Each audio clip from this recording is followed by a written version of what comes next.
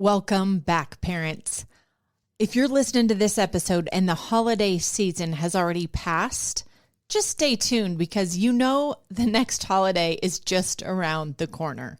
They always are. So this is timeless information to help you manage meltdowns any time of the year, really. Listen, as a counselor and a fellow parent, I understand the challenges we face in ensuring our children's emotional well-being, especially during the hustle and bustle of the holiday season. And it's common for us adults to articulate our stress, but children often struggle to express their feelings, and then they resort to these frustration-induced tantrums at like the most inopportune times, right? Like dinner with all the relatives. So I'm going to encourage you in this episode to empower your kids with the skills that they need to manage and communicate their emotions effectively. This will foster a harmonious holiday experience, okay? So hang with me. First, I'm going to suggest that you look at tantrums or meltdowns as more than just flat out defiance, okay? If you can reframe these emotional meltdowns or emotional explosions, however you call them, and truly remind yourself that when your child is acting in this way, they need something in these moments.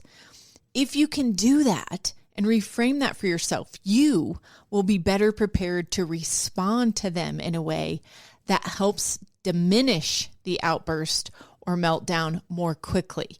And your child will be able to learn ways to self-soothe down the road. Okay, so let's reframe tantrums as expressions of emotion rather than acts of defiance. This is a game changer. So, example, your child is yelling and screaming and balling up their fist. What do? You respond by verbalizing to them what you observe about their behavior. For example, you say, "Hey, buddy, I can see you're really angry. You've got your fist balled up and your face is red." Then you're going to give them a hug. You're going to connect with your child after you've let them know you've seen them. You connect with their frustration, right? By doing this. This diffuses the tantrum because they feel heard, just like you and I might experience. If we're really overwhelmed and frustrated and someone says, "Man, I can tell you're really upset and I can understand this is upsetting to you," and then gives you a hug, you immediately calm down, right? What also happens when you do this with your child is that you model the behavior they've associated with anger or jealousy or disappointment by putting the words to it. So you're saying, "Man, your face is red and your fists are balled up." And then they start thinking, "Oh, my fists are balled up and my face is red and I'm feeling angry in this moment." This helps them to understand how they're expressing these different feelings and then how to manage it. So after you give them a hug, then you help them calm down by simply modeling what you want them to do for themselves. You, while you're hugging them, take a huge inhale as you're holding them and you say, "Let's take a deep breath together." And you keep breathing deeply as you hold on to your child. Now, this might go on for 3 to 5 or even 10 minutes if this is a new intervention. But trust me, it is worth it. Plus, think about this. If you want your kids to come to you with the big things later in life, you have to lay the foundation early and often that you can help them with these small things like the tantrum because they had to put the iPad away or their brother hid their favorite toy. You have to set that foundation of safety where they are not afraid to come to you when they're upset or something's going wrong in their world. And you know what? If you're around relatives or friends over the holiday, I don't want you to worry about what they might think of you if you comfort your child during a tantrum, because there's a lot of judgment, right? We can be so judgy in this parent world where we're going, oh my, they just hug them every time something goes wrong. And that kid needs discipline. They need to, right? Well, we never know someone's full situation or the temperament of the child or what they've tried before. And so we just suspend judgment. And also, don't worry about what other people think of us. We need to just focus on what is working for our family, for our kids. Comforting your child in this way and validating their feelings and their frustrations isn't really common practice. So I wouldn't expect people to think that it's a great idea, okay? But it is, because again, by providing the words and the physical comfort, you're helping them to be able to do this for themselves later on. So don't worry about what other people think when you start trying this method. And after the meltdown, the child still might have to pay some consequences if they've done something to hurt another child or they disrespected someone else. But the frequency and intensity of their meltdowns will diminish over time if this is your new way of responding to them. So be patient and stick to it when it comes to how you respond to your child when they are melting down. Here's some additional strategies to consider when you're on holiday or you're somewhere with your family where the schedule's a little different or the environment is different too. Number one, you got to just get back to the basics, right? Maintaining a little bit of balance is key to reducing everybody's stress, okay? So what I want you to do is just reflect on your family's individual needs during busy days. I love the acronym HALT, and I want you to remember it and teach it to your kids. HALT, H-A-L-T, is your checkpoint when you notice your kids or yourself getting a little overwhelmed or owly. Okay, so HALT, H, hungry. Have I eaten in a while? Has my child had a healthy snack that will get his blood sugar back up to a normal range? Maybe we need to get some food. Hungry. A, angry. If someone's angry, maybe they need to make an apology. Maybe they need to make an apology or forgive someone, right?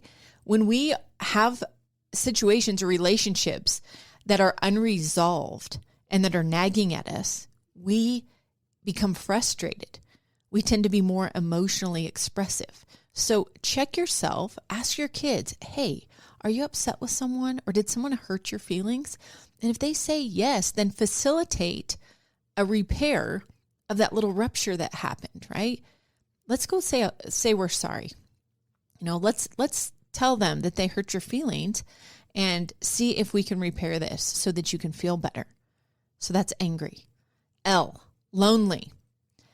All of us act differently when we're feeling lonely, when we lack that connection, that human connection that we really, truly need. So if you're feeling lonely yourself, you may just call a friend or get yourself around someone that you are comfortable with and you enjoy and take the step to make the connection. If your child feels like, man, it's been 3 days, I don't have any cousins to hang out with, or, it seems like the adults are spending so much time together, take some extra time to spend with your child one-on-one so that they can get that connection and not feel that loneliness that's contributing to their emotional distress. And the T is tired.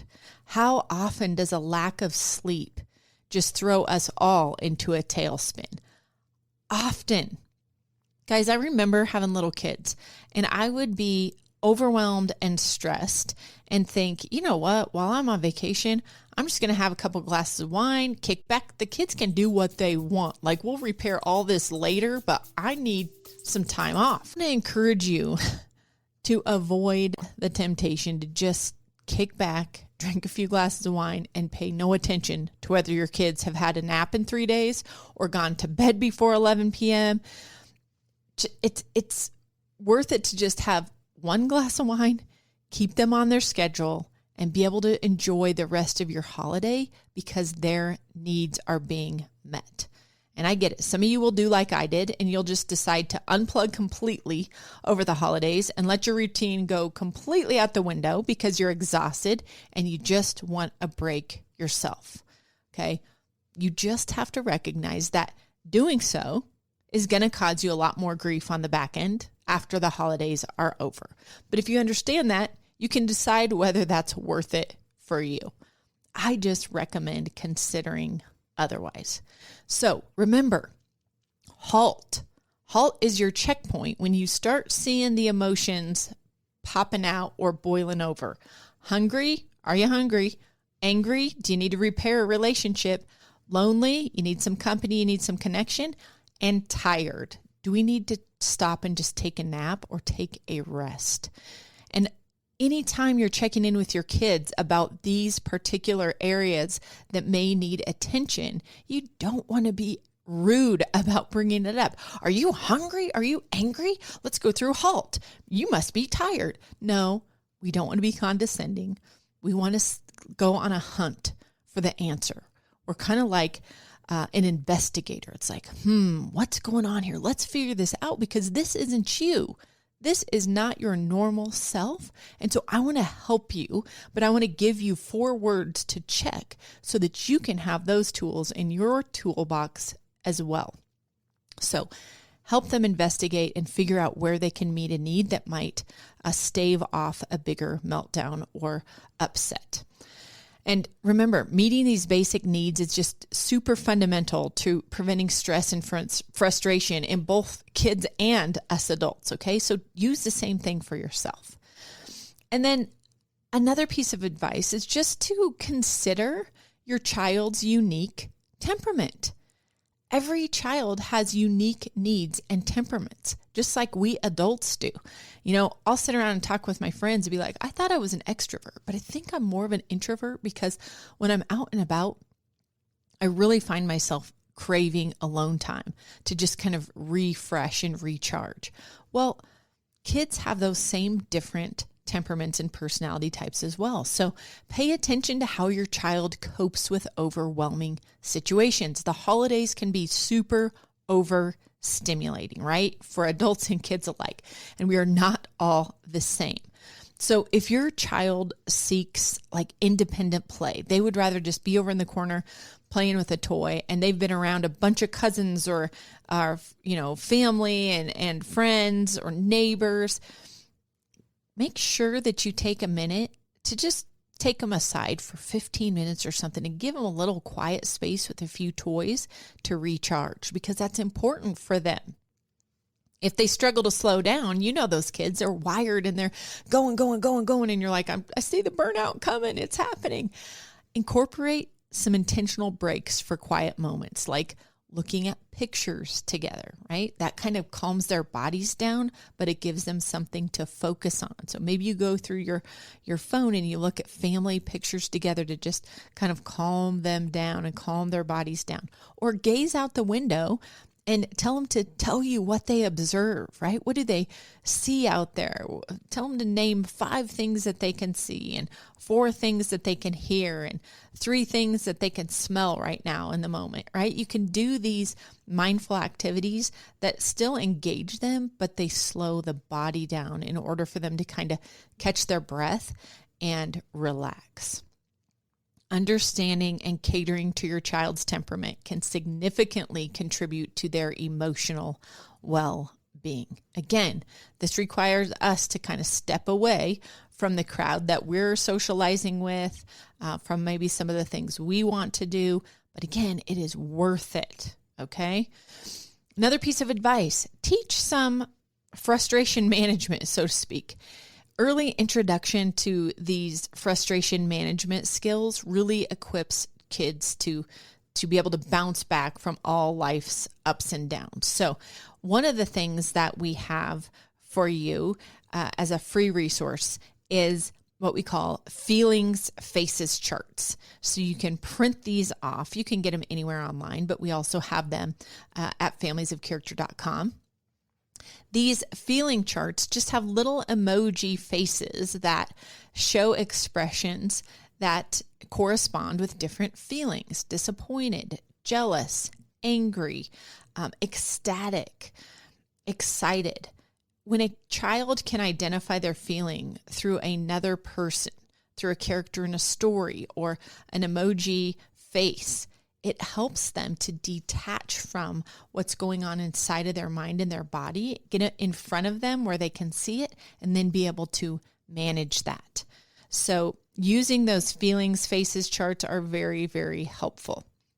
Another thing you can do is you can give them a blank sheet of paper and give them some colors and tell them to express their feelings using different colors. And maybe red is for mad, and, black is for furious, and yellow is for, calm or excited. And allow them to express themselves through some coloring or writing or drawing. Kids really, really benefit from that. And child therapists use this a lot in play therapy with kids. Calming sensory activities. Kids love these things. I love kinetic sand. So if you buy some kinetic sand, you can pack it up in a little Tupperware container, put it in your purse. And if they need just some time to kind of play with this sand, kinetic sand is awesome because it's moist. And so it does not get all over the place and kind of become a big mess. It's more like a clay, but it has that sand texture that's really satisfying for kids to play with. So you could bring it out at a restaurant. You could bring it to, a family gathering, and they could use that sand to just manipulate it in their fingers and their hands so that their body will calm down.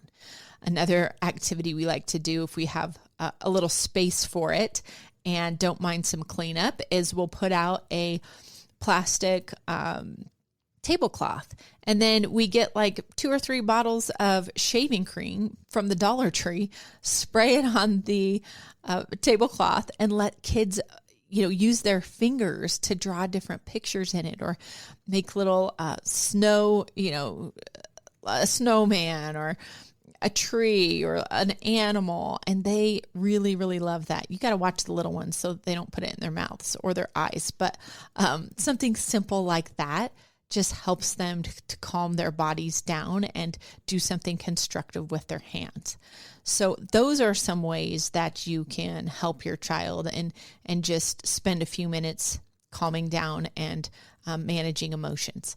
Another thing is just pack along like all their favorite things, right? Not all of them, the whole room, and you got to have limits, right? But long days and nights can be really challenging when you're away from home or you have a lot of company at your house. So it's important to be prepared with a little bag. You could call it like a coping kit in case frustration strikes. So it could be their favorite toy, their blanket, their pacifier, the kinetic sand or Play-Doh, music, headphones so that they can, listen to some calming music, maybe coloring books, right?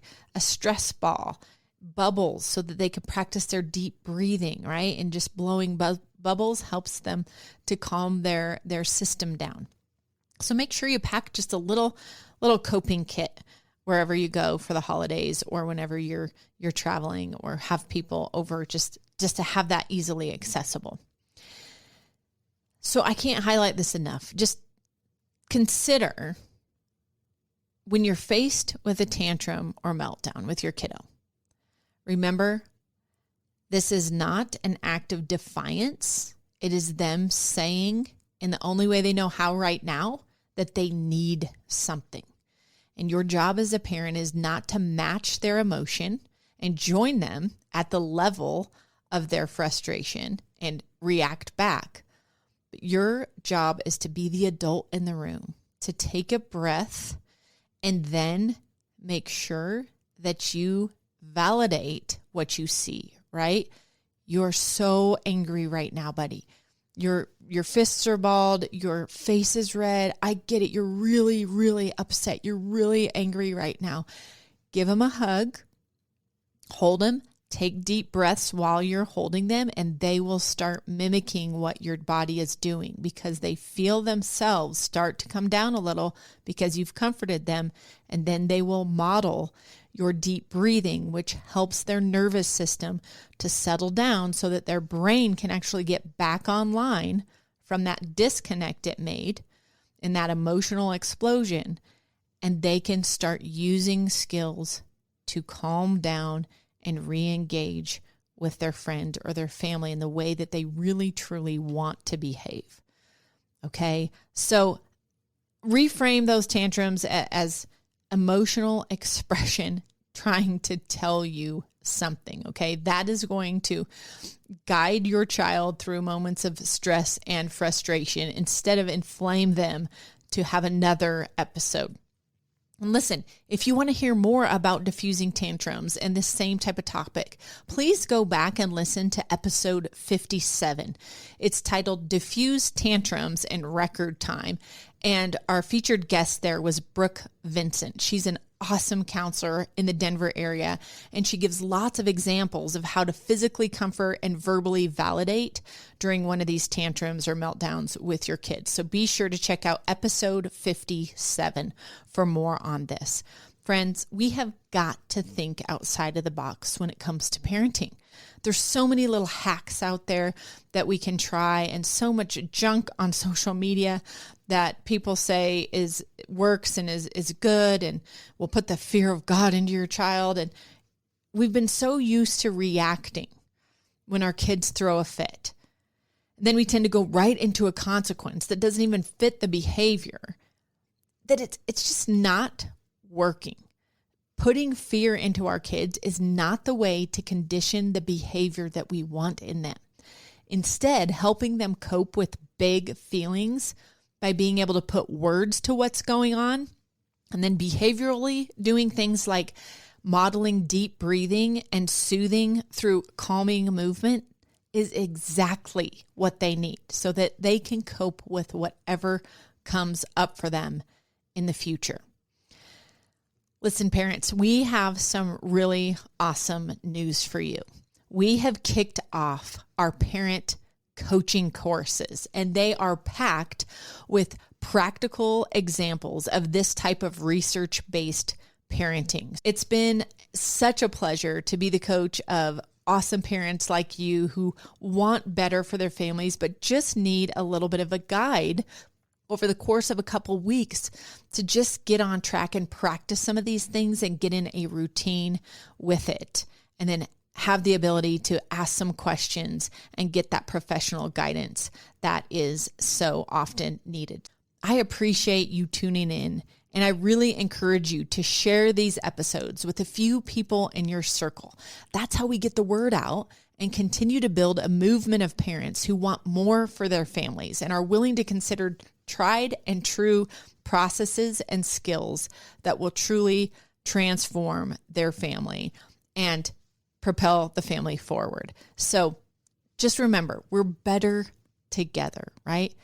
As a parent, as a wife, as a coach, I am in your corner.